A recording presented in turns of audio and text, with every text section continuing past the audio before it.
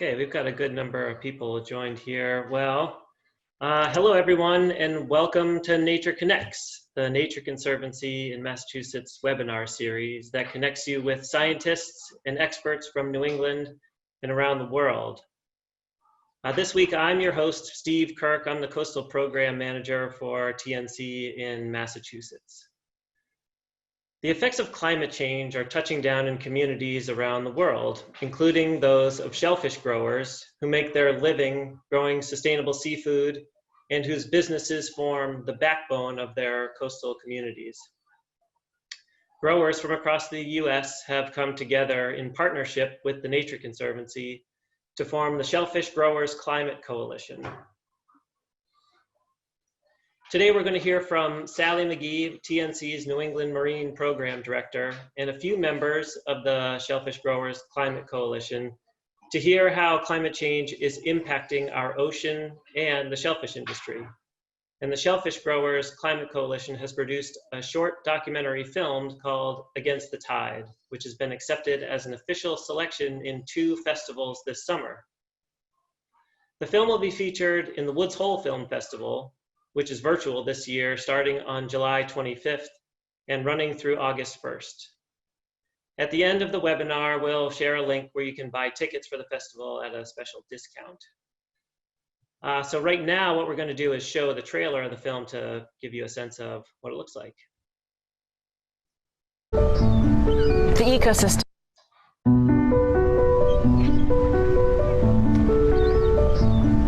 The ecosystem here has changed significantly. We're just open for harvest again after 6 weeks of closure due to red tide. In the 10 years that I've been a farmer here in Scarborough, in this estuary, we've never had a red tide issue.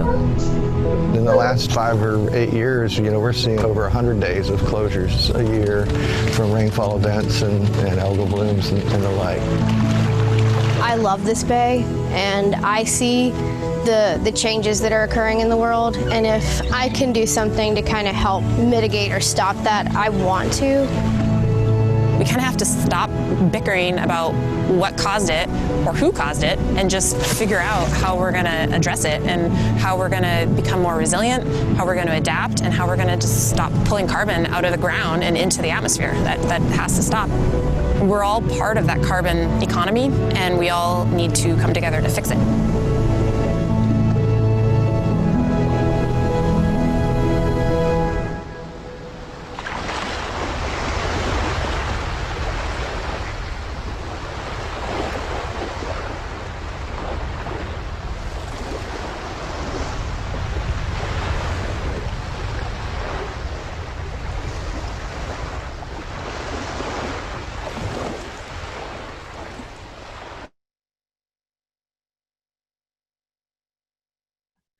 Okay, so great.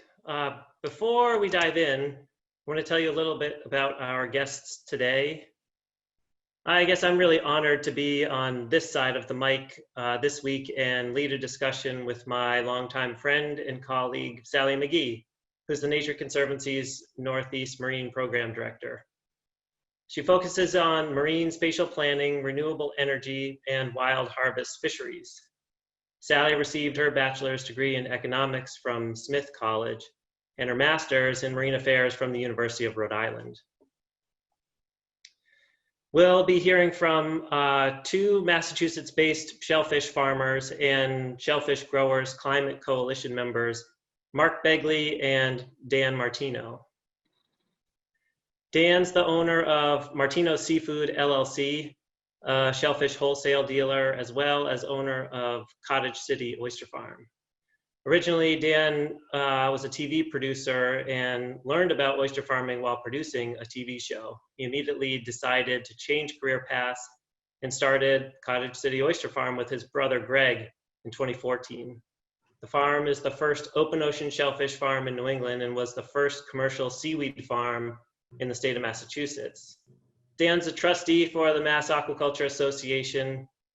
He's a Governor Baker nominee for the Massachusetts Ocean Acidification Commission and serves on many local committees on the vineyard. Dan's actually the one who recommended entering Against the Tide in the festival, so take a minute just to thank him for that. Thanks, Dan. It was a great call. And Mark Begley is the founder and owner of Beach Point Shellfish. He's been growing Beach Point oysters on Cape Cod since 1999. He's a retired environmental engineer with a master's in science in engineering from Northeastern and more than 30 years of experience in the field of environmental science and engineering. Mark's on the board of trustees of the Mass Aquaculture Association also, and on the board of directors of the East Coast Shellfish Growers Association. So for the here and now, what we're going to do is some back and forth between me and the panelists. Then we'll open up discussion and include questions from the audience. So between now and then, please feel free to type in the Q&A function, and I'll try to get to as many questions as I can. But Sally, let's start with you and just sort of an overview of the Climate Coalition. Can you tell us about it? How did you get involved, and how is TNC playing a role? Yeah, thanks, Steve.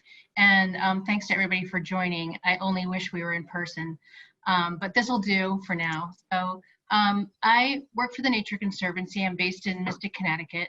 And I've worked on marine conservation from a lot of different perspectives. I worked as crew and captain on sail training ships, worked on Capitol Hill on marine conservation issues. I was a member of the New England Fishery Management Council, and most important for today, I was an oyster farmer for several years, which is partly how the Shellfish Growers Climate Coalition got its start. So 3 years ago, my friend, Sarah Malinowski, who's the co-owner of Fisher's Island Oyster Farm on Fisher's Island in New York, she introduced me to Bill Mook, who owns Mook Sea Farm. So Bill has run his oyster farm in Mid-Coast Maine on the Damariscotta River for 30 years plus. And for the last decade or so, he's seen some really big impacts on his farm from climate change. The first impact that he saw was from ocean acidification, which is caused by increased carbon dioxide in the oceans and kills baby oysters. So that nearly did in his shellfish hatchery about 10 years ago. He had almost a complete loss of his crop because of the changing water chemistry due to climate change.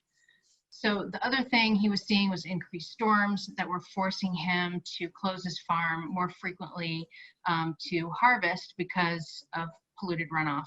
So that was happening more and more. And so climate change was more frequently on his mind. So Bill and I talked about this idea that he had, that because climate change was impacting shellfish businesses, that growers should all work together to do something about it. And he didn't want to reinvent the wheel on figuring out what to do. So he and a small group of growers came to the Nature Conservancy with this idea. So we realized pretty quickly that between Bill's experience with climate change and the motivation that about a half dozen other companies that he'd been talking to who shared his concern, and then on the other side with the Nature Conservancy having sustainable food, clean water, and climate change as priorities, that we really had a lot in common. So now we're 3 years in, and we have 150 businesses that are members in 20 different states. We have 15 members in Massachusetts. Island Creek Oyster Company was a founding member. Mark, who's on the panel here today, was the first shellfish farmer to join after we announced the coalition. And Dan was an early joiner too.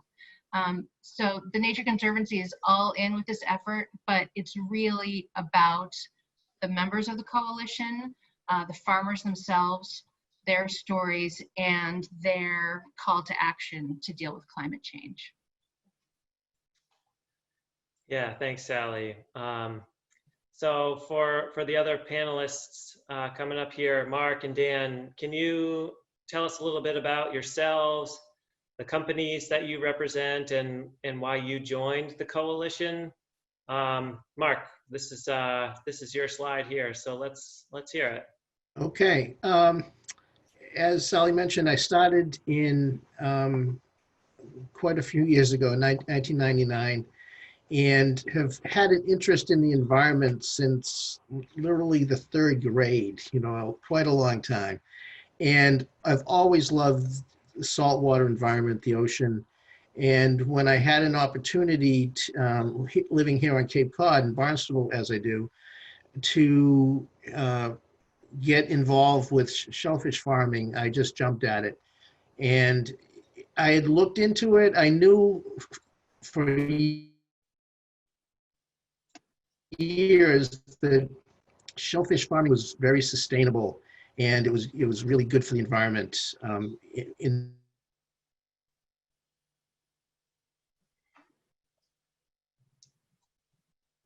Seems like maybe Mark is having an issue with his audio there. We'll try to get him dialed up a little better, but in the meantime, farming is just incredible. So I had a really good interest from an early age, and I just love working on the farm whenever I can, as I was out there at dawn this morning. Yeah, thanks, Mark. Hey, in the middle of your response there, your audio did cut out for just a minute, but it seems like we've got you good now. So we'll just keep going and keep an eye on it. Thank you. Okay, so then we'll shift over to Dan. You want to tell us a little about yourself, your farm, and why you're here? Yeah. So as you mentioned, I have a TV background, and I was actually hired to produce a show, the Malinowskis, actually in New York. It was the Billion Oyster Project. So this was probably back in 2009 or 2010 when they were just getting started. So we went out to New York. We went to Governor's Island. For those that don't know, the Billion Oyster Project is in New York. It's the chance to put 1 billion oysters into the rivers with the intent of filtering out the nasty stuff and making the rivers clean again, so you can go swimming without getting a rash. And so we were hired to make a TV show about this. Went out there, met with Pete, awesome guy. The project was so new that they really didn't even have oysters in the water yet. And at his recommendation, he told us to go to Steve and Sarah's farm on Fisher Island, where they run the Fisher Island Oyster Farm, to go see some actual oysters and see what it's like. So we went out there, and I just remember walking into Steve's greenhouse, where he's got these giant silos of algae growing, and yellows and reds and all these green colors. And then you hold baby oysters, and they're a month old, and they're the size of a grain of sand. And then next to them is the parent stock that had just spawned that day to make those 400 million babies that were in this small container. And then you go out to their farm, and you see the 1-year-olds that are about an inch big, and you go out onto their big farm, and you pull up an oyster out of the water and you eat it. And it was just this magical experience that I had never thought about in my life. And it's just something caught my attention there, and came home. I was living with my brother here on the vineyard, and told him about this experience, and was like, I think I want to be an oyster farmer. And so did a Google search and found a grower. There was already 12 farms on Martha's Vineyard, which I didn't even know existed. Called up a man named Jack Blake, who owned the Sweet Neck Oyster Farm Company. He had what I thought was the prettiest product, and just called him up and said, can I come work for you? I'm really interested in this, and want to see if it's something I can pursue. And went and worked with him for about a year. He paid me oysters, which was, not bad. And just fell in love with it. And so in 2014, or actually in 2012, we applied for a farm, and it took about 2 years to get approved. Had to go through a series of lawsuits and small town politics to get the farm, but eventually we got one. In 2014, we were awarded the Cottage City Oyster Farm, and it's just been a labor of love. And one of the things that we've always, put priority on is science and science data. And, we really believe the more we know about our site, the better product we can produce. The fact that we're in such close proximity to Woods Hole Oceanographic Institute has led us to really reach out to them and try to get as many of their, research grants onto our farm as possible from day one. And so, hearing about the Nature Conservancy and, this project, was really just up our alley and something we wanted to be a part of. And the fact that it's a unified voice, you know, the industry is still so young that we don't have that. We don't have West Coast growers and East Coast growers working together. And so this is really kind of the first organization that's been able to branch, you know, all of America's farmers into one, you know, cause. So we're just thrilled to be a part of it, and thanks for having me on here. Yeah, that's great. Thanks, thanks to all of you guys. I've worked with each of you in a variety of different ways over the years. So this is it's really great to have this group of people together at the same time. Just to remind people, you can pop questions into the Q&A function at the bottom. Should be on the bottom of the Zoom viewer there. And I'll go next to Sally. Why is it so important for the shellfish industry to speak up about climate change and urge people to act? Yeah, thanks, Steve. So these small businesses that are members of the coalition, it's mostly shellfish farms and shellfish hatcheries, but it's also wholesalers and retailers and restaurants that all depend on a steady supply of shellfish. So these businesses, they're economic drivers in their communities. And that $500 million figure doesn't even begin to account for all those other businesses and the benefits that they have for the communities where they are. So all of them, whether they're a farm or a restaurant, are impacted by climate change and the impact that climate change has on the ecosystems that these farms rely on. So whether it's ocean acidification, water temperature changing, increased frequency or intensity of storms, all of these things all have a significant impact. And so these companies, their ability to tell their stories about climate impacts to their customers, so going in two directions, we're talking about, you know, communicating with their customers as well as to policymakers, is a really effective way to help people understand the impacts of climate change and the impacts that it's having right now on people that they know and on businesses that they support and on food that they love. Thanks, Sally.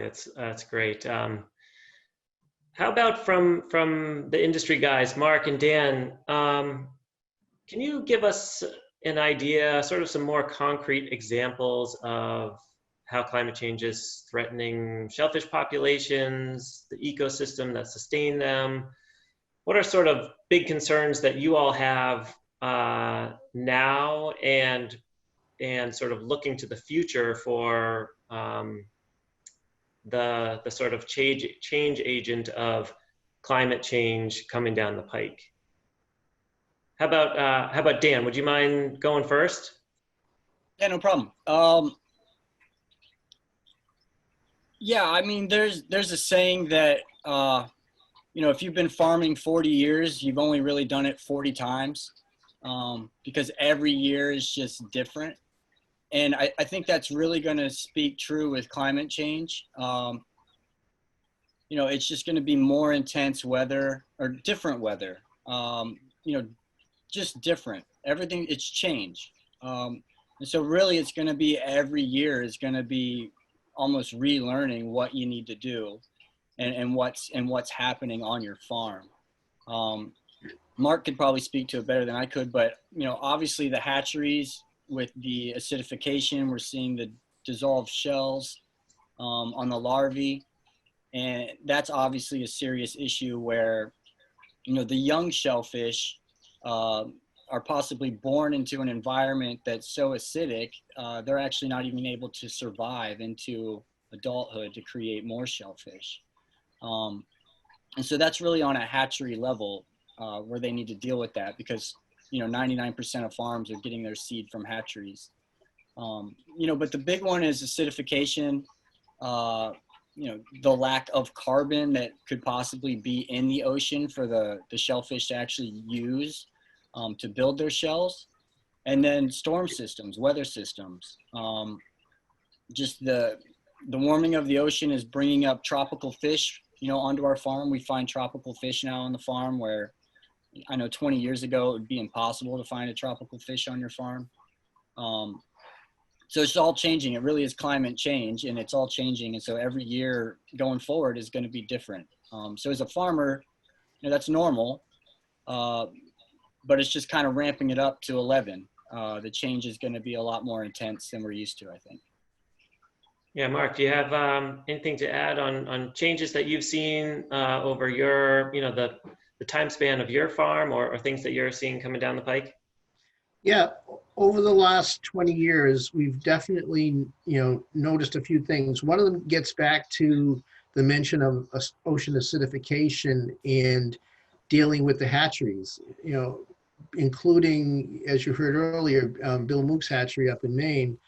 I was one of the, the purchasers of seed ever since I started, 20 years ago from Bill and some other hatcheries. And when he started to run into trouble trying to figure out what was wrong, and eventually worked it out that through science, that it was the ocean acidification causing problems with the juvenile oysters developing their shell, I started to see that as one of the things that if I don't have a hatchery to go to, I don't have the business. And so having the hatchery eventually figure it out was great, but it also cost the hatchery hundreds of thousands of dollars to research it, to put the systems in to deal with the acidification and having to buffer the pH of the seawater before it could be used in the hatchery. That all adds up to a lot of money, which ultimately the customers, such as myself, are paying for. So again, it's great that they worked it out, but ultimately it's the cost of producing the seed was higher because we're not paying enough attention to the environment, to the carbon being added into the atmosphere through fossil fuels, et cetera. And so that's a big part of it. And the intensity of the storms, they're getting worse. And my farm is protected by a barrier beach. I hope I never see the day where that barrier beach is breached, as can happen often with these big storms. And because the dynamics of my farm will change completely if and when that happens.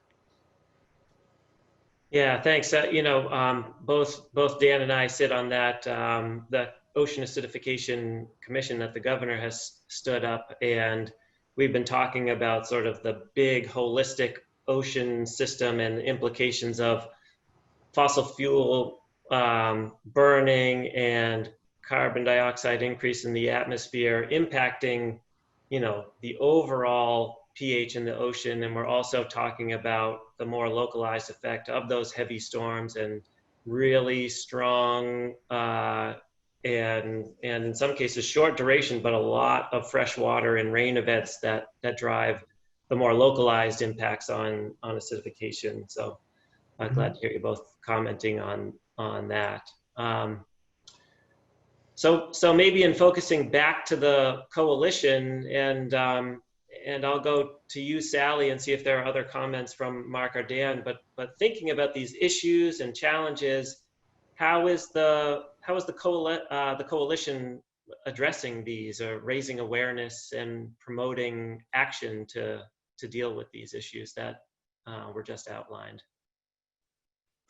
Yeah, well, one of the ways, as this picture shows, this is a group of growers who were in Washington, D.C. early this year to talk with their members of Congress about the impacts of climate change that they're seeing. So pre-pandemic, we went to Washington, D.C. with farmers from, there were people from Louisiana, Alabama, Virginia, Florida, Washington State, Maine, New York, all over the country who came to Washington. So that's important. as a result of those relationships that they have started to build or continue to build in many cases, farmers have then hosted policymakers on their farms when the policymakers are back in the district, so they can see for themselves what the business is like, the scale of their business, and learn more about it firsthand, which they tend to really enjoy. So also pre-pandemic, we hosted local events so shellfish consumers can meet their farmers. So in addition to, we're not just talking about policymakers, we want to make sure that shellfish consumers understand what's going on. So we've hosted local events where that can happen.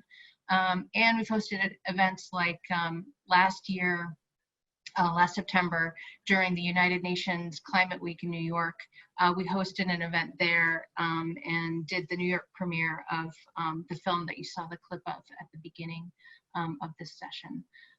So for the time now that in-person events can't happen, we're still doing a lot of work. We've developed tools for coalition members to hold online civic engagement events that encourage people who attend to take action around climate. And we're getting the message out in lots of other ways too, everything from social media to stickers for farmers that they can put on their shipping boxes. And Mark and Dan, you'll be getting those soon, I promise, so that their customers know what's going on too. So there are lots of different ways that we're working. And of course, we're using the film that you saw the trailer for to share climate stories. Yeah, Sally, can you tell us actually a little bit more about the film? I've seen the full length of it. It's really nicely done, really getting the message across from my perspective. Any other comments about the film? Favorite moments you had in production, or sort of like what's next for this film? Yeah, so this picture was on Camilchi's Sea Farm, which is a mussel farm in near Shelton, Washington, on the Hood Canal. And so last summer we shot the film. We visited farmers in Washington, Alabama, Florida, and Maine. And the whole point of the film is to give business owners a voice in expanding the awareness of the Shellfish Growers Climate Coalition and the work that the coalition is doing, and what they're experiencing themselves. So there were a lot of great moments. It was really just a great experience. I just loved it, visiting all the farms and meeting coalition members where they work. One in particular was when we were in New Smyrna Beach, Florida, which is the east coast of Florida, visiting David Dennis and his family, who own Indian River Oyster Company. So we were up before dawn, which was a good thing since it was Florida in August. So their farm is on the Indian River Lagoon, and it's a total family affair, 3 generations on the water working the farm. And they totally welcomed us to pitch right in, from backing the truck down the boat launch ramp to flipping cages on their farm. And then at the end, we had an impromptu raw bar on the Indian River Lagoon on their workboat, which was fantastic. So the Massachusetts premiere of the film is at the Woods Hole Film Festival this weekend. And as Steve said at the top, we hope you'll join the festival, which is all virtual, and learn more about several of our coalition members and their stories. This is a farm on Chebeague Island in Maine that we visited too. Okay, so a reminder for people, you can drop questions into the Q&A button at the bottom there, and there are a handful rolling in now, which is great. Maybe one more quick one to you, Sally, before we start to open up to audience questions. Are there other groups that are sort of industries that are doing this, that are trying to do similar work that inspire climate action? Is this a unique thing, or is this something that's being replicated somewhere else? So this kind of thing is being done at a variety of scales, which is really important. So one example is the Washington Businesses for Climate Action, which is all Washington state businesses that are interested in addressing climate change. So there's a state-based thing. There's the CEO Climate Dialogue, which includes very large multinational businesses like Dominion Energy, National Grid, and others. As far as the Shellfish Growers Climate Coalition goes, one of our kind of high-level goals is hoping that the coalition inspires other food sectors to organize themselves and take action. And we've already had unsolicited interest expressed by some grape grower / winemaking companies in doing the same kind of thing. So all these different types of businesses help move the needle toward action on climate. Great, thanks. Thanks to all of you for the intros and background and sort of a first cut at some questions. I'm going to start to field some of the audience questions, and here's one that's thinking about like a shell recycling. Is there a beneficial reuse for discarded oyster shells? Is that something that end user like restaurants are more involved with, if there is even that type of thing set up? Yeah, Dan, go ahead. Yeah, we're very fortunate on the vineyard, the Martha's Vineyard Shellfish Group, which is, they own a hatchery and they help populate all of our recreational fisheries with shellfish. They've instituted an awesome program where they actually have trash cans set up at all the restaurants around the island. And they have volunteers that go out and collect the oyster shells from the restaurants. And then the shells are dried out in the sun basically for a year, sometimes longer, to make sure there's no disease within the shell or anything that could be harmful to the local population of oysters.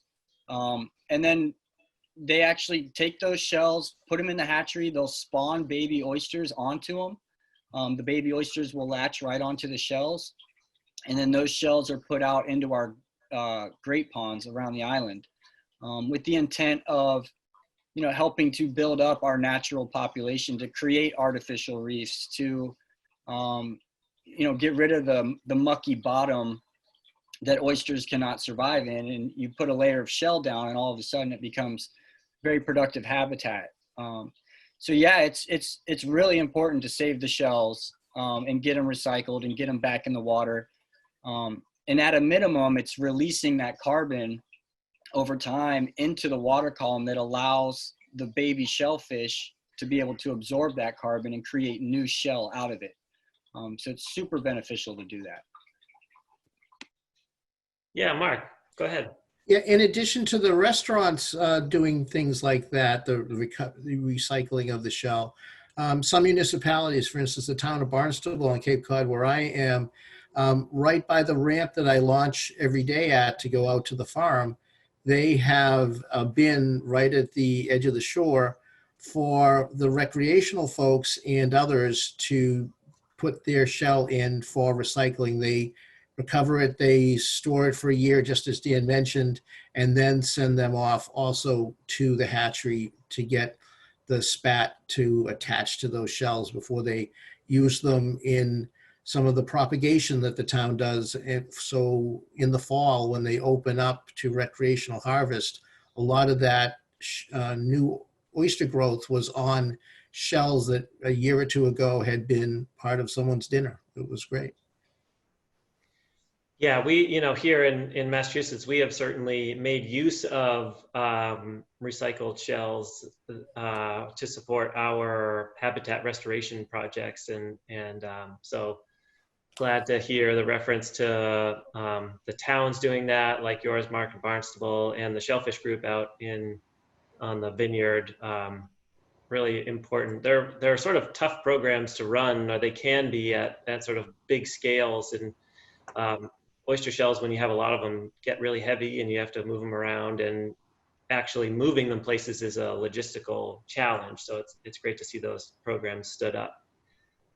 There's a question about how engaged growers are in Florida. Sally, you were talking a little bit about one in the film. Do you have any other sort of comment on Florida's engagement with the coalition or otherwise?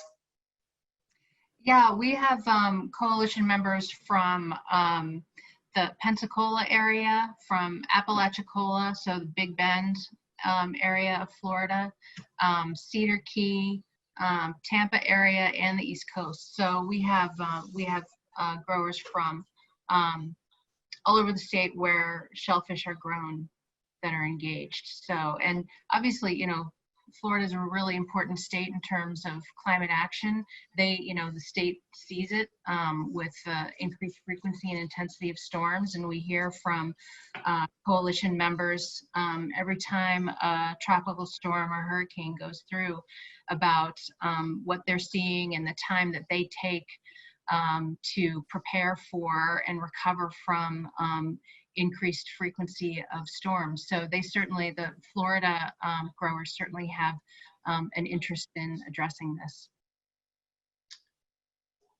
Thanks. Dan, in your intro, you mentioned the long lead time to get approvals to open your farm. I think when talking to any shellfish grower, there'll be some version of a permitting saga that has gone on. There are actually a couple of questions about the sort of small town politics comment. Is it sort of like anything to do with feelings toward the type of business? Is it something like, is there something that we're not seeing through these images, which actually the question says, the images of these farms is quite lovely. Where's the opposition coming from? So Dan, maybe start there, and I'm sure Mark and Sally may have something to add as well. It's a great question. We found that a lot of it was just the unknown. A lot of these images and oyster farms in general have really come into the limelight in just the last handful of years. And so a lot of the abutters, meaning the homeowners around the farm area, they didn't know what to expect. They were worried about a giant oil rig type platform, being put out in the ocean, and rightfully so. Like, who would want that in front of their house? A lot of it was misinformation on the internet. The thought of, a million oysters pooping into the water would form like poop slicks on the beaches that you couldn't like walk through, on the beach. So it's just a lot of stuff that, they were opposed to, and right, like we say, rightfully so. If I was a homeowner, I would have wanted to be educated on it as well. And so what it took was, 2 years of explaining to the selectmen, the homeowners, what we would do. It was meeting concessions. For instance, a great, thought at the time was they don't want to have loud noises on the farm. Well, yeah, we didn't want to have loud noises on the farm either. But what that ended up leading to was us instituting solar panels on our work raft and running all of our gear on solar power. So there's no gasoline. The electricity is much quieter. And so some of those, thoughts actually pushed us to become an even more sustainable type, eco-friendly type farm. It really opened our eyes into, hearing their concerns and saying, yeah, that's a valid argument. We don't want gasoline on our farm either. So let's use electricity, and let's find other ways to, accommodate all parties. And that's what we tried to do. And it really, the greatest thing that came out of that was we began to understand the lack of understanding of oyster farms in general and what actually happens and what it's going to look like. And so we instituted educational programs in our schools on the island, where we go with the Martha's Vineyard Shellfish Group and we talk to the kids in the sailing camps, and we educate them on what's under the water, what's actually there. And then we opened it up to farm tours, which just turned into its own, awesome program where people are genuinely interested in knowing how these farms operate and work. And really, again, 5-10 years ago, that information wasn't really out there. There just wasn't enough publicity about them. But yeah, they're beautiful. And 99% out of the time, people who are on the beach looking at our farm don't even understand that there's a million oysters growing in the water there, because you can't see it. It's all underwater. And so one of the funnest things is when you get somebody out on your farm and you can actually show them, you pull up a cage and you can show them the oysters, and it just blows their mind to understand all of a sudden, wow, there's a coral reef, or it's like a shipwreck under the water here that you can't see. And there's lobsters and fish and eels and all kinds of biodiversity congregating in this area because of the structure of the oyster farm. So hopefully we get more of them. It's kind of what we need. Yeah, Mark or Sally, you guys have anything to add on that? Yeah, I completely agree with what Dan was pointing out. A lot of the issues with aquaculture is usually communication issues. The fear of the unknown initially. And, I just love it when kayakers, occasionally going by my farm and I'll say hello. You'll be asking, what are you doing? And kind of show them what's going on. And they just think it's great. And the more people look into, some of the benefits to the aquaculture operations, especially with shellfish, you do have some of that habitat that I have all kinds of different fish that love to hide under the cages, and at low tide, the shorebirds going through and feeding. It's an amazing, ecosystem that develops around the farms. And the other thing that's important to know, the location of a farm is only authorized by the state in their permitting process after it's been found that that piece of real estate, so to speak, underwater was pretty much, free of shellfish. So we're growing shellfish in an area where there were no shellfish to begin with.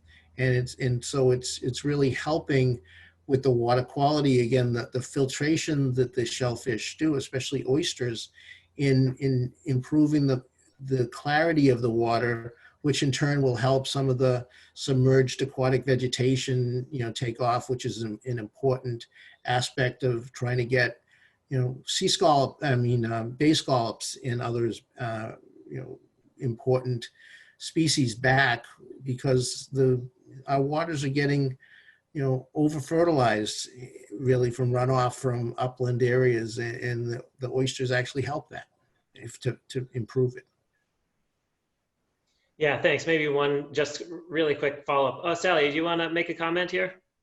I was just going to say, what Dan and Mark were saying is really true with the policymakers who have come to the two farms in Alabama and South Carolina in particular, where they've really their eyes have been opened to not only the businesses, but what else is going on the farm in terms of the ecosystem services that are provided there, and what the footprint is. So it's, I found a lot of shellfish farmers, most are really open, like Mark and Dan said, to having people come and share their business.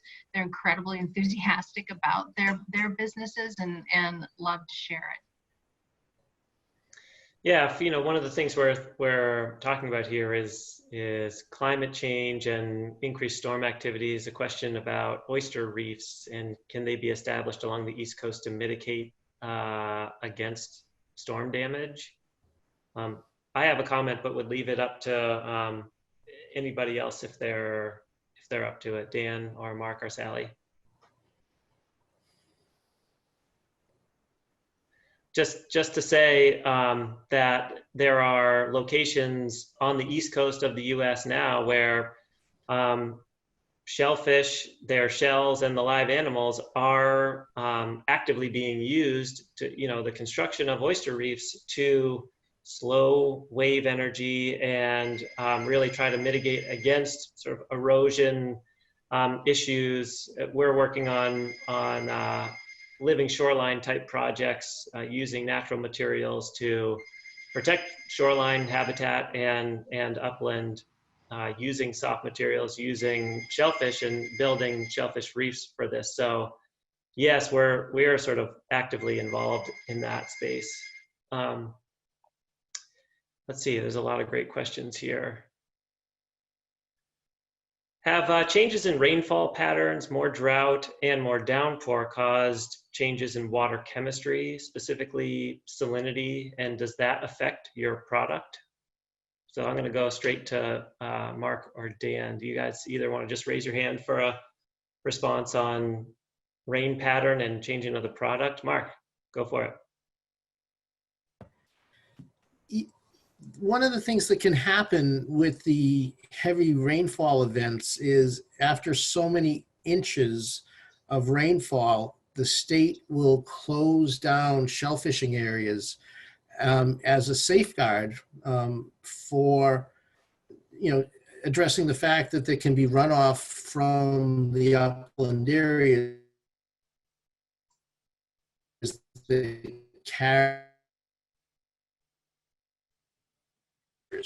So whenever there's a heavy rainfall event, the operation of a lot of the farms along the coast is shut down for a week or weeks, which was, I know, captured a little bit in that clip of the film. There was some mention of closures because of rainfall events.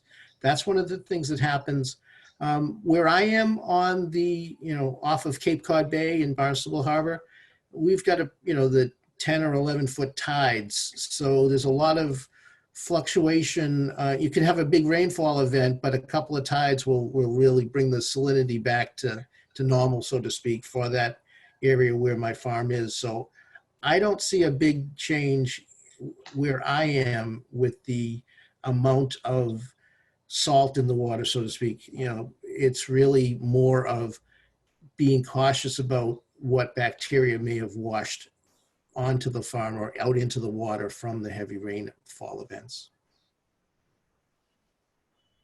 Yeah, and our farm's in the open ocean, so the rainfall events really, don't produce an effect on our farm. But it's absolutely true that, the most minute details can change the flavor of an oyster. That's what makes them so cool. Every oyster on the East Coast, from Canada to the Gulf of Mexico, is the exact same species. The Virginica, Crassostrea virginica.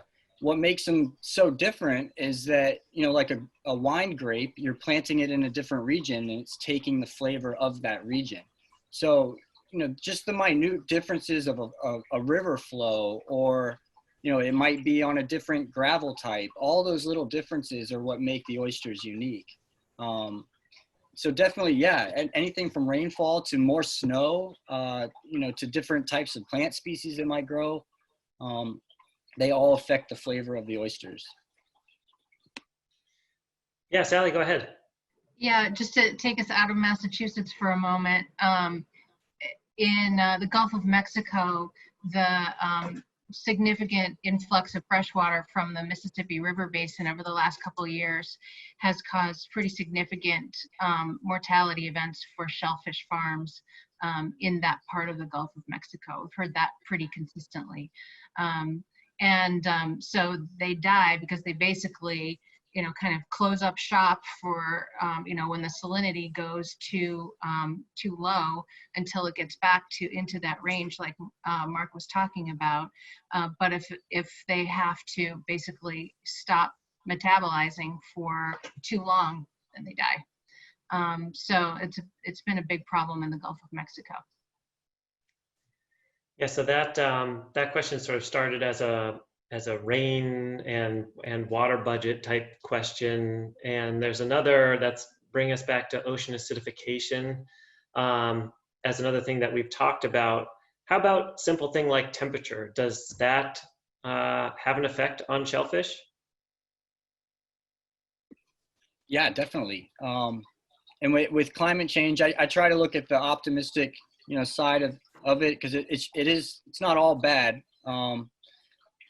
you know, but our oceans are warming, and to some effect that will help them grow a little faster.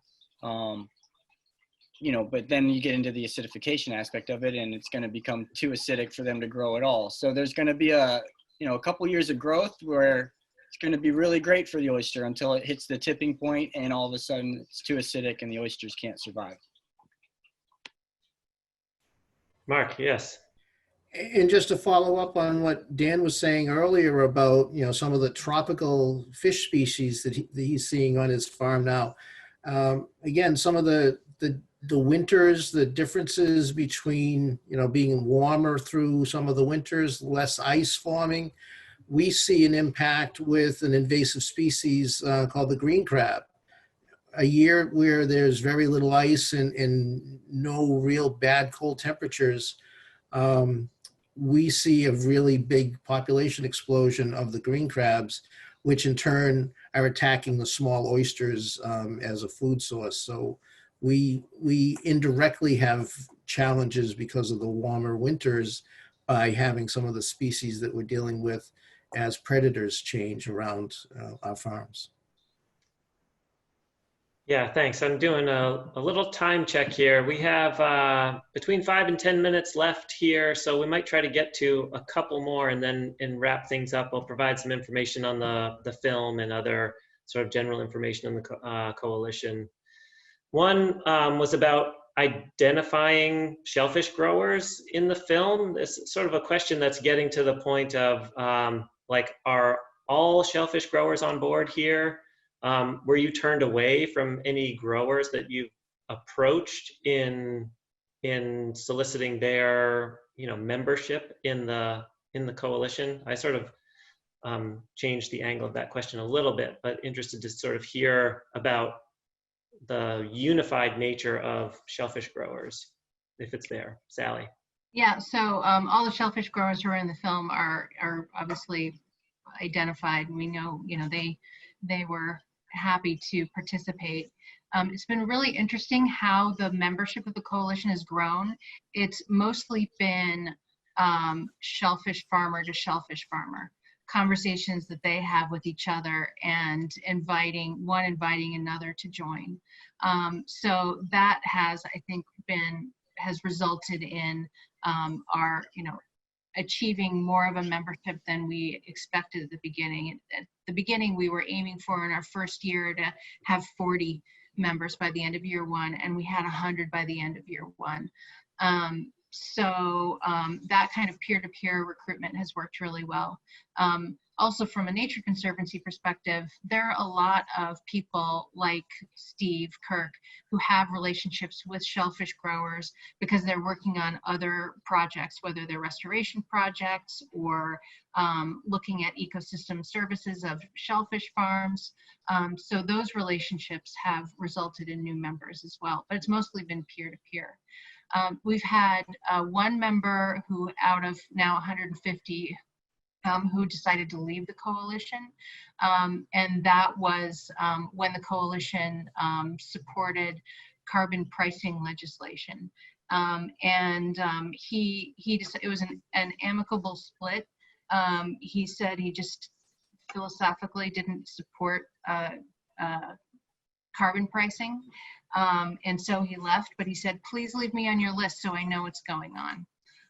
So one out of 150 isn't bad. And you know, that might change over time, but that's kind of where we stand now.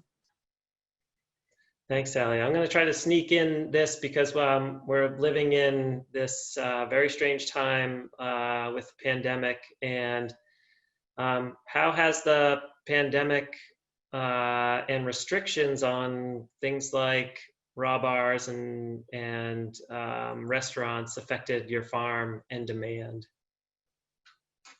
Mark, do you want to give a thought at that?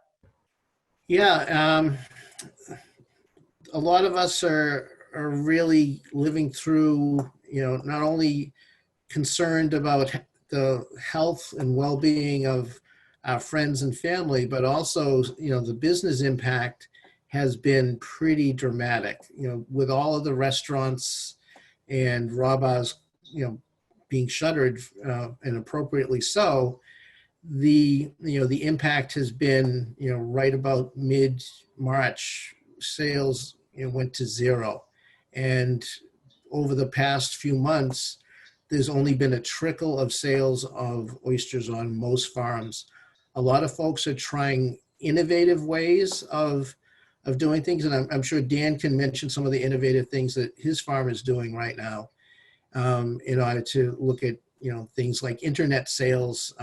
The company I work with, Island Creek in Duxbury, carries my product, and they've been doing a lot of small internet sales of right now 20 oyster bags can be shipped to a house, a home anywhere in the US, with their ability to use FedEx and cold packs to get oysters from locations here on the East Coast to the West Coast, all over the country. And so a lot of innovative things, but the bottom line is the sales are devastatingly low and the prices have also dropped. Yeah. Maybe Dan, if you have a comment about that, you could wrap it into some sort of final thoughts, which I'll let everyone give an opportunity for that, and then I'll provide sort of some closing information about the Climate Coalition film and how people can get a chance to view the film in its entirety, but an opportunity for people to sort of close out. Any final thoughts on the discussion today? To echo what Mark said is absolutely accurate. And so I would just hope that people, if you can find a local farmer, call him up and he'll be more than happy to sell you some oysters directly off the farm. There's nothing more fresh than that. And the same with your land farmers. A lot of these people, sell to restaurants as well and no longer have those outlets. So it's really, we all need to kind of reach back into our communities and make those relationships with farmers, and try to buy directly from them if you can and support them. And if that option's not there, then you've got to support your restaurants, because they're struggling really bad right now. So it's just supporting your community. Thanks, Dan. Sally, have any parting thoughts here? Yeah, I think, one of the things that I appreciate so much about the coalition members is their willingness to talk to people about climate impacts. And that's one of the hardest things to do. A lot of people that a lot of people have is just broaching the topic. So I just wanted to mention, we have this, a guide online that you can take a look at. It's called Can We Talk Climate, just to help figure out how to broach the topic with family and friends. So take a look at that, and hope you'll check out the film on Saturday morning. Well, great. We're really right to our wrap-up point, and thanks for joining us today, and thanks for your support of the Nature Conservancy, what makes all of this work possible.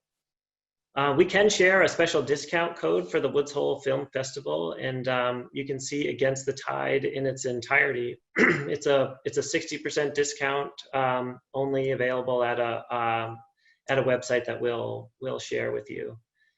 Make sure to when you get there to purchase the All Films Pass at the checkout, and you'll get access to Against the Tide, the film. And the film is really shaping up to be a great success.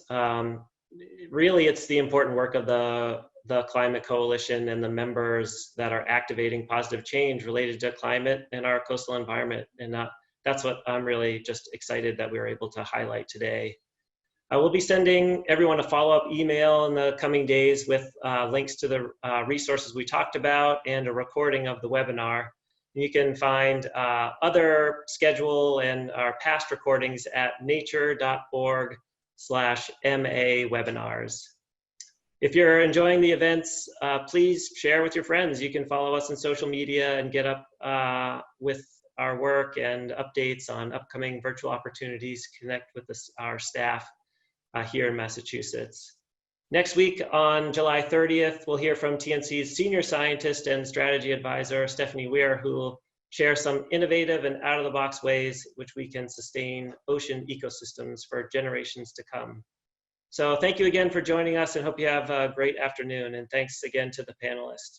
Take care, everybody. Thanks. Bye-bye.